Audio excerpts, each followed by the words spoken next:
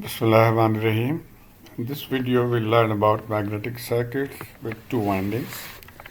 We'll do some theory part, and then we'll also solve these two problems, 1.6 of Mr. Fitzgerald's book and 1.7 of Mr. Chapman's book. Now, these two circuits we'll discuss. Both of them have two coils, this and this. The only difference is that this one has an air gap and this does not have an air gap. So let's draw the equivalent electrical circuit. The only thing for the two windings that we have to keep in mind is that now the total magnetomotive force will be summation of the two sources. So this is the magnetomotive force because of the first coil, and this is because of the second coil. And so the equivalent electrical circuits will have a source here, the source, total magnetomotive force, and the core reluctance and the air gap reluctance. In the second case, we'll have just one reluctance because there is no air gap. Now the theoretical part is slightly boring, so just hold on. In this, we'll be discussing these 5 things.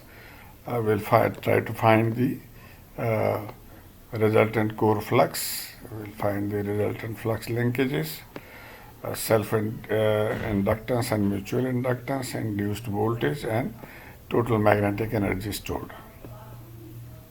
So the first one, the resultant core flux, we know from the formula that the flux is given by the magnetomotive force divided by the reluctance, just like the current is given by voltage over R. So this is the formula. Now approximate sign is because here actually the total reluctance should have been RC plus RG, but because of assuming that the core magnetic material is of high permeability and therefore RC is neglected, so we'll only have the reluctance due to the air gap. And from here now you plug in the value, F remains here, and Rg, this is the value for Rg, and then for F we substituting N into I.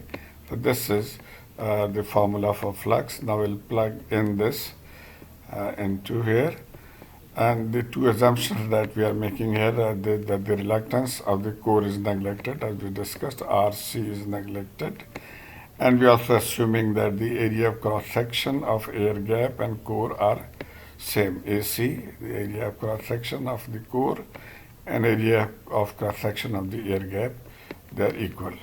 Okay, so now we plugging in for Ni, we are now plugging in this total N1I1 plus N2I2, the other things remaining same. Also we are replacing Ag by Ac because they are same.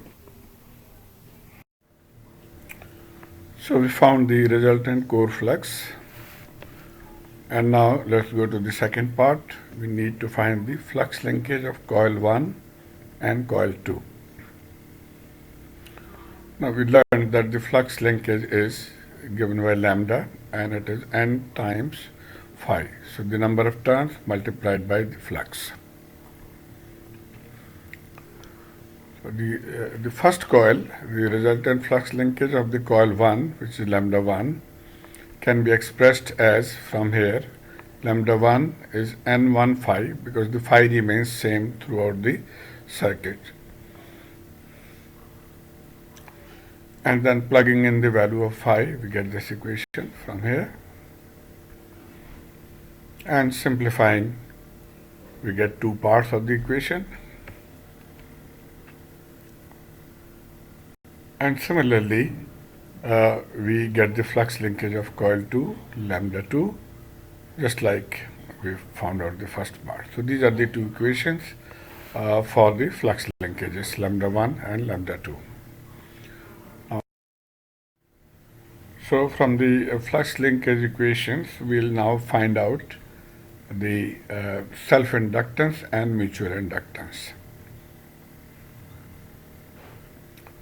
Now this equation can be written as L11 I1, so this is I1, this portion is L11, and similarly this portion can be written as L12 and I2.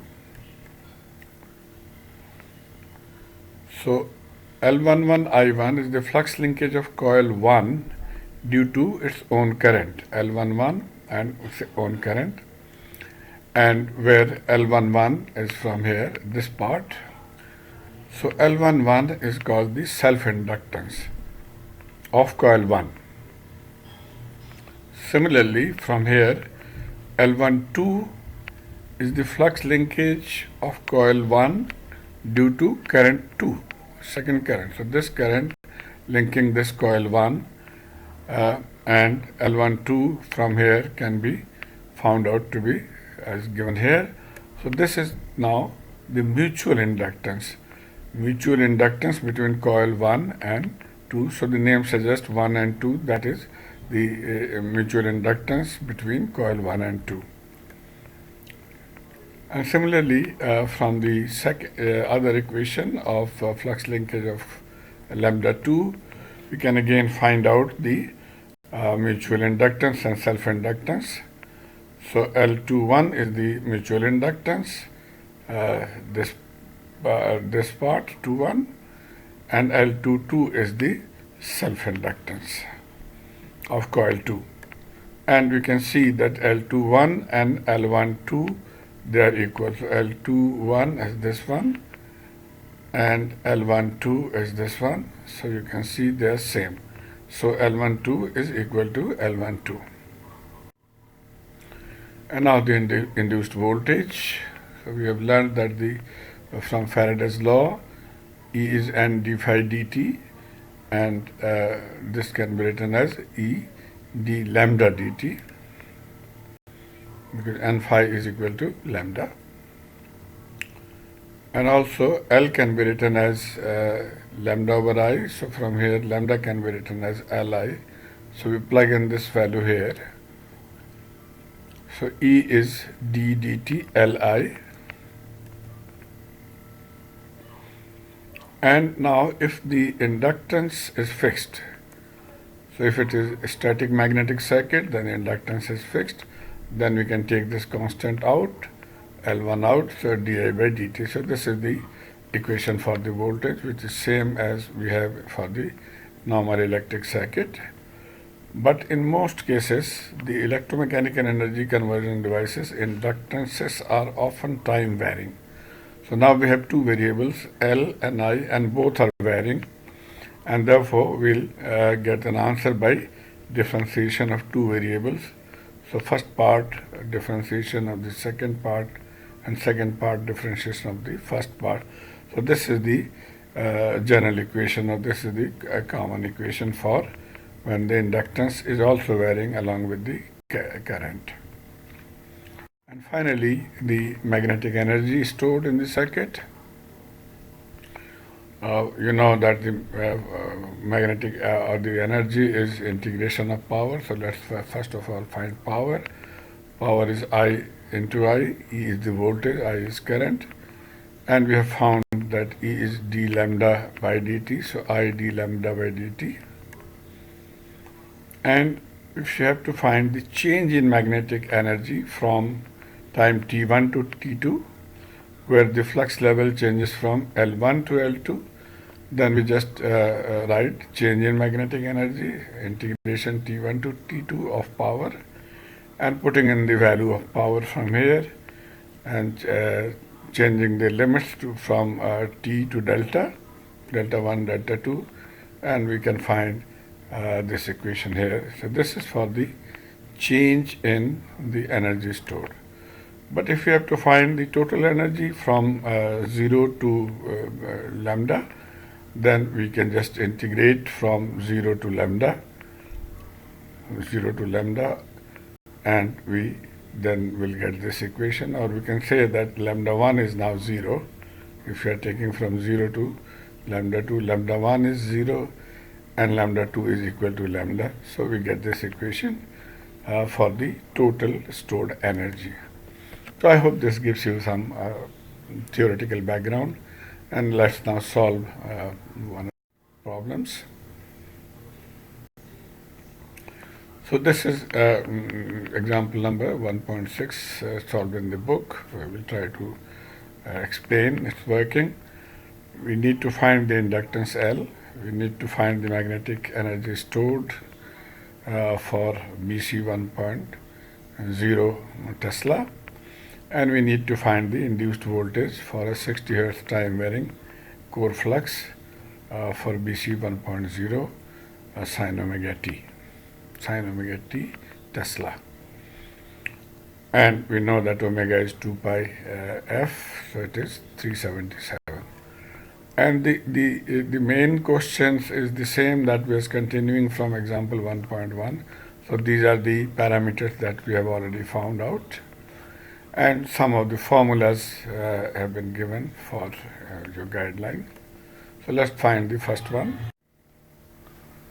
So let's find the first item, that is the inductance L, and we'll use this formula for the inductance, and we'll use these values given here, which is taken from example 1.1. So L is given by n square divided by RC plus RG from here, you can see, and we plug in the values of RC and RG from here, this value of RC and RG. So this will be the result, which is L is equal to 0.56 Henry. Now we have learned earlier that we can, if the RC can be neglected because RG is very high comparatively. So you can see it is RG is 10 raised to the power 5, here RC is 10 raised to the power 3. So RC can be neglected, and an approximation could be that L is equal to n square divided by RG. So RC neglected, and if you again plug in the values, you will get an answer of 0.57 Henry, which is very close to the actual calculation of 0.56 Henry. And then we come to find the magnetic energy stored for BC 1.0 Tesla. We'll use the formula, this formula, half Li square. L we have calculated from here 0.56, and the value of I is 0.8 from the previous slide here, from here 1.1 actually. And so we plug in that value, and the answer will be 0.18 joule. Okay, part C is to find the induced voltage for a frequency of 60 Hertz, and when the core flux density BC is 1.0 sine omega t.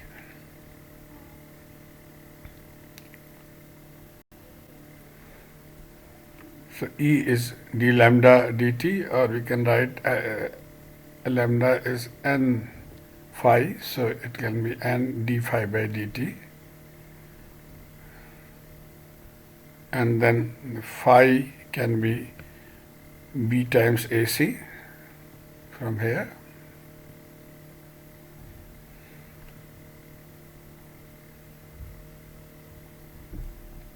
Again, taking AC outside, so the derivative of BC,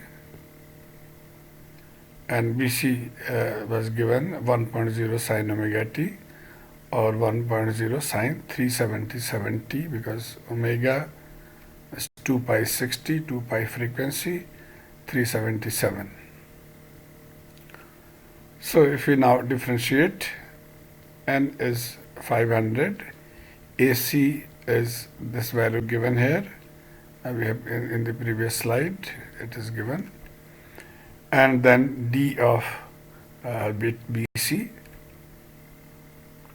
and so by calculating you can find this value, 377 comes out, sine becomes cosine. So this is the final answer for the induced voltage. Now the practice problem, which is almost same, only that he has changed the value of the BC. It was 1.0 earlier, now it is 0.8, and he has changed the frequency from 60 Hertz to 50 Hertz, and the core mu r is, no, I think it's okay, and sin omega t will be changed now from because of the 50 Hertz. So let's see, we have to find exactly same parameters. So inductance L n square over Rg, not affected by the change in beta or the frequency, hence it will remain same.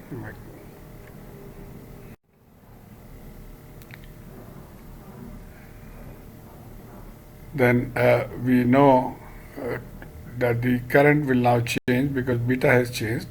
So first of all, we find the total flux, beta AC or BC AC 0.8, and the value of AC given, so we found the flux, and from here we can find the current now, which is F over N, or F is phi RC Rg, plugging in the values. So now the current is 0.64 ampere instead of 0.8 that we had in the previous example. And so the energy value will change. For I we replace by 0.6. So this is the new value of the energy. And similarly, the induced voltage will change because the frequency has changed and the value of I has changed. So, sorry, the value of flux has changed. It was earlier 1.0, now it is 0.8. So 0. Sin omega t, and omega is 50, so it will now be, omega will be 314 radians per second. So exactly same pattern. We are just replacing BC by this value, and by solving, this is the new equation for the induced voltage. And finally, we have end chapter problem on number 1.7, and this is a simple one. You can see that we have a core without air gap. There are two windings, and these are the dimensions given for the core. 600 turns in the left hand side and 200 turns on the right hand side, and the currents are given I1 and I2, these two currents, and the permeability is 1200, and which is assumed to be constant. We have to find out the flux, which would produce a current of 0.5 ampere and 1 ampere. So first of all, we know the formula that the flux is given by the magnetomotive force divided by the total reluctance of the circuit. Now, since there are two windings, so there will be the magnetic force will be sum of the two. So the F is N1I1 plus N2I2, and putting the values of number of turns and the currents, we get the total flux, total magnetomotive force. And now we need to find R total, which will be R core actually. So R core, we know the formula is the length of the core divided by mu R, mu naught, and area of cross section of the core. And we know mu R is the permeability of the core, which is 1200 here, and mu naught is the permeability of air. Now, to find the length, we have to take the mean of the inner and outer parameters. So this is the mean of the inner and outer parameter, and the dimension will be taken accordingly. So let's say we start from this corner. So this is 15, so we'll take half of it, so 7.5. And then this hole is 15, F50, so we take 50. And again half of 15 from here to here, so half of 15, 7.5. Similarly, this is half of 15, 7.5. And then this 50. And 7.5, half of this. And since this is going to be a repeat, so we'll just multiply it by 2 to find out the total length, which is 260 centimeter and is equal to 2.6 meter. And now to find the area of cross section, we have to visualize it in 3 dimensions. So this is the area of cross section. So the width is 15 centimeter and the depth is also given here as 15 centimeter. So this is the area of cross section. So area of cross section AC is 15 centimeter multiplied by 15 centimeter, converting into meter, it will be 0.025 meter square. And now we plug in these values here. So RC, the length we have plugged in 2.6, mu r, this is for the air, and this is the area of cross section. So we get RC is 7.6, 10 raised to the power 3 ampere turns per Weber. So we have found RC and F. So we plug in into this formula to find the net flux. So net flux in this case is 6.52 milliweber. I hope this gives you an understanding of how to solve this type of problem with 2 sets of windings. Thank you very much.